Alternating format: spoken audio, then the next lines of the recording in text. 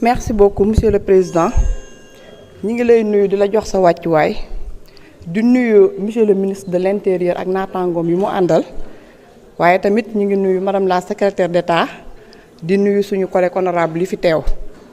di rafetlu bu baax nag proposition de loi bi nga xam ne moom lañ ñu indil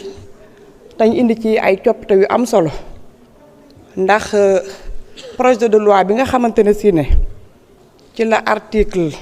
L29 ak L30 tënku dañ ci doon dàq ay candidat yoo xam ne war nañ nekk candidat bokk ci ay élection te daan yi nga xamante ne si ne moom lañ leen di daan ba tax du ñu nekk ay candidat dafa am ay jeexi jaax te ab bi tamit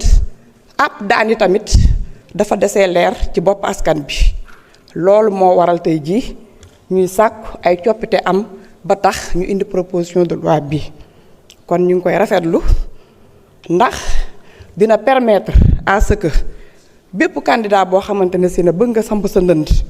bokk ci élection fii ci réew mi nga bokk ci ñu am ay élection yu yaatu yu ubbeeku yu leer naññ te loolu yaakaar naa ne dafay méngoo ak suñu démocratie coppite yu ñuy sàkku nag président Ousmane Sonko taxu ko jóg ndax moom éligibilité am kenn du ko nattamle ndax tey jii 130 députés Pastef fii nga xamante ne si ne ay députés du peuple lañ bu ñu amee fii sañ-sañ toog di def ay proposition de loi di voter ay loi c'est parce que moom moo porté woon liste bi bi ñu jàllee ci élection législative yi ñu passé mu nekkoon à la tête de la liste proportionnelle ba pare tamit turam mu ngi ne fàng ci code électoral bi ci liste électorale yi kon moom éligibilité am kenn du ko nattamle xanaa kay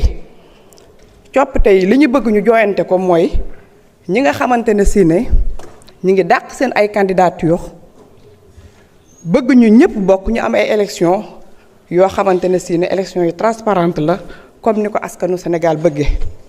ñun nag ay député askan bi lañ ay député du peuple lañ li suñu askan bëgg loolu la ñuy def moo tax projet de loi bii incha allahu rabbi dinañ ko voté te dina jàll kon ñu ngi yemale fii suñu ay kàddu di sant ñëpp di gërëm ñëpp.